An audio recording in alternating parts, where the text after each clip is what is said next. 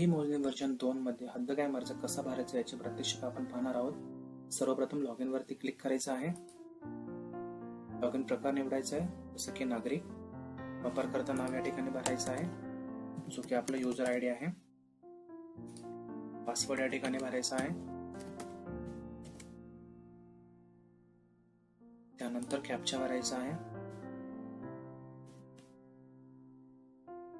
Log in वरती click करायचं आहे।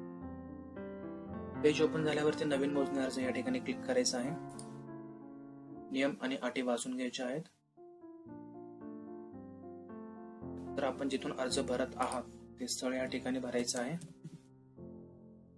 वरील सर्व अटी व शर्ती आपल्याला मान्य असल्यास बॉक्स वरती टिक करायचं आहे व सुरू ठेवा या बटन वरती क्लिक करायचं आहे। पुढे आपणास विचारलं जाईल तुम्ही स्वतः धारक आहात का? होय असल्यावरती होय वरती क्लिक करायचं आहे। यापूर्वी मोजणी झाली आहे का? नाही असल्यावरती नाही वरती क्लिक करायचं आहे। त्यानंतर पुढचे पाऊल या बटन वरती क्लिक करायचं आहे। त्यानंतर आपल्याला निवडायचं आहे सर्वे क्रमांक, गट क्रमांक, सिटी सर्वे क्रमांक किंवा टीपी क्रमांक, जो काय आहे त्याची आपल्याला हद्द कायम करायची आहे ते आपल्याला निवडायचं आहे। जसं की या ठिकाणी आपण सर्वे क्रमांक निवडत आहोत। विभाग आपल्याला निवडायचा आहे, जिल्हा आपल्याला निवडायचा आहे, तालुका आपल्याला निवडायचा आहे व गाव आपल्याला निवडायचं आहे। त्याच्यानंतर पुढच्या पाऊल या बटन वरती क्लिक करायचं आहे। आपल्यास विचारलं जाईल आपला सर्वे नंबर, गट नंबर, तो इथे भरायचा आहे।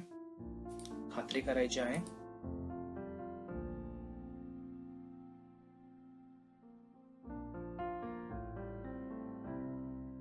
त्यानंतर पुढचे पाऊल या बटन वरती क्लिक करायचे आहे। त्यानंतर आपल्याला निवडायचा आहे मोजणीचा प्रकार, जो की आपला हद्द कायम आहे। कालावधी निवडायचा आहे, जसं की आपल्याकडे नियमित, तातडी, अति तातडी, अति तातडी, जो काय आहे तो निवडायचा आहे। अर्जदाराचा प्रकार निवडायचा आहे, शेतकरी किंवा शेतकरी व्यतिरिक्त जो काय आहे तो। या ठिकाणी आपल्याला आपली मोजणी फी दाखवली जाईल। त्यानंतर पुढचे पाऊल या बटन वरती क्लिक करायचं आहे। पुढे जे अर्जदार असतील त्यांच्या समोरील बॉक्स वरती टिक करायचे आहे व अर्जदारांची प्राथमिक माहिती भरायची, जसं की पत्ता,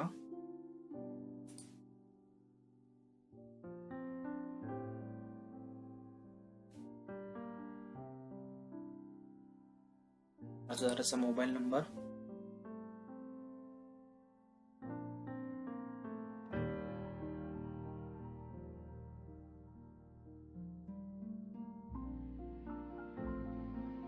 pin code number,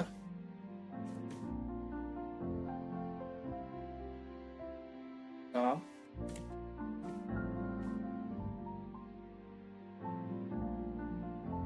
नजीकचे post office. Button वरती क्लिक करायचं आहे। पुढचे पाऊल या बटन वरती क्लिक करायचे आहे। त्यानंतर आपल्याला सहधारकाची माहिती भरायची आहे व त्यांचा पत्ता भरायचा आहे। समोरील बॉक्स वरती टिक करायचं आहे। त्यानंतर सहधारकांचा पत्ता भरायचा आहे। सहधारकाचा मोबाईल नंबर आहे, जो की कंपल्सरी आहे।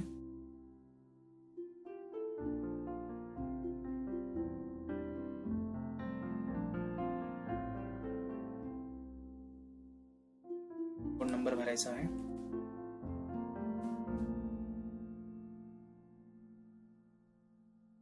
गावाचं नाव भरायचं आहे व नजीकचे पोस्ट ऑफिस भरायचे आहे।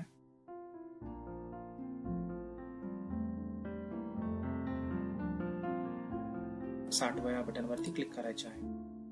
त्यानंतर पुढचे पाऊल या बटन वरती क्लिक करायचे आहे। आपल्याला या ठिकाणी आता नगद धारकांचं नाव व पत्ता भरायचा आहे। जशा दिशा आहेत त्याप्रमाणे भरायचे आहे।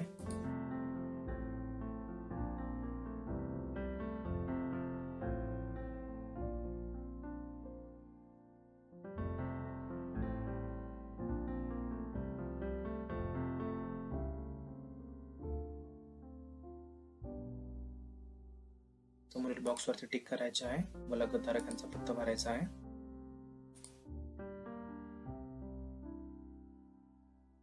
या ठिकाणी लगत धारकांचा मोबाईल नंबर कंपल्सरी आहे।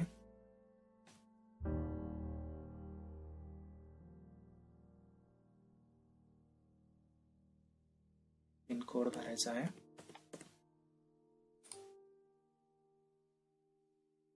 नजीकचा पोस्ट ऑफिस व ते साठवायचं आहे.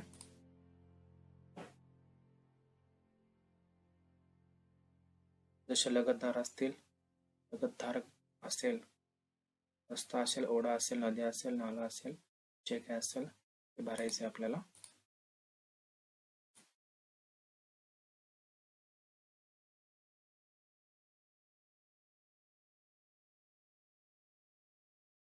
ठिकाणी अर्जदाराचं एक्नॉलेजमेंट आहे. त्यांचा जो काही व्यवसाय असेल, रोजगार असेल, शेती असेल त्याच्यावरती क्लिक करायचं आहे. सर्व भरलेली माहिती बरोबर आहे याची खात्री करून समोरील बॉक्सवरती टिक करायचे आहे. पुढचे पाऊल या बटनवरती क्लिक करायचे आहे. पुढे या ठिकाणी आपल्याला एक ओळखपत्र कंपल्सरी भरायचं आहे. ओळखपत्रामध्ये आधार कार्ड, मतदान कार्ड, पॅन कार्ड यापैकी आपण भरू शकता. या ठिकाणी आपण आधार कार्डावरती क्लिक केला आहे.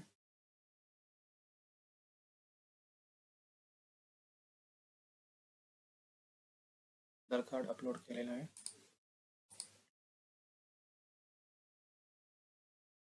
तर इतर आपल्याकडे कुठली पेपर्स असतील ते आपण या ठिकाणी अपलोड करू शकता. जर 7/12 असेल तर टिपण असेल या ठिकाणी तुम्ही अपलोड करू शकता.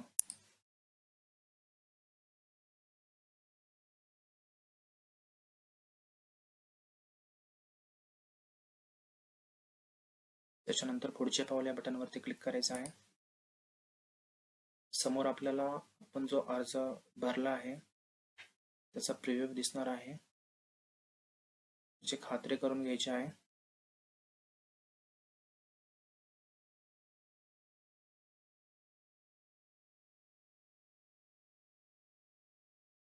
ते केल्यानंतर आपल्याला डाउनलोड फॉर्म या बटनवरती क्लिक करायचं आहे. क्लिक केल्यानंतर हा जो अर्ज आहे ची प्रिंट काढायची आहे. प्रिंट काढून ती अर्जदाराची सही किंवा निशाणी जे असेल, अंगठा वगैरे, ती या ठिकाणी करायची आहे. आणखी हा पुढे आपल्याला अपलोड करायचा आहे. जो अर्ज आपण डाउनलोड करून त्याची प्रिंट काढणार आहोत त्याच्यावरती सही करून त्याचे पुन्हा PDF बनवायचे आहे. इथे आपल्याला पुढच्या पाऊल या बटनवरती क्लिक करायचे आहे. आपल्याला पेमेंट मोड विचारला जाईल. बटनवरती क्लिक केल्यानंतर पुढचे पाऊल या बटनवरती क्लिक करायचे आहे. आपल्याला चलन क्रमांक विचारला जाईल. तो चलन क्रमांक या ठिकाणी टाकायचा आहे. आपण चलन कुठल्या दिनांकाला काढलेला आहे दिनांक या ठिकाणी भरायचा आहे व आपले चलन या ठिकाणी अपलोड करायचे आहे.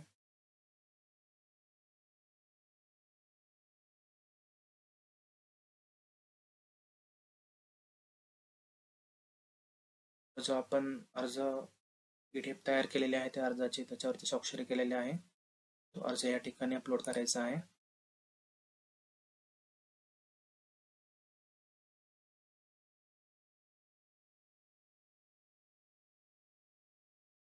तो पुढचे पाऊल या बटनवरती क्लिक करायचे आहे. आपला अर्ज यशस्वीरित्या संबंधित तालुक्याच्या ऑफिसला गेला आहे. आपल्याला अर्ज क्रमांक हा प्राप्त झालेला आहे.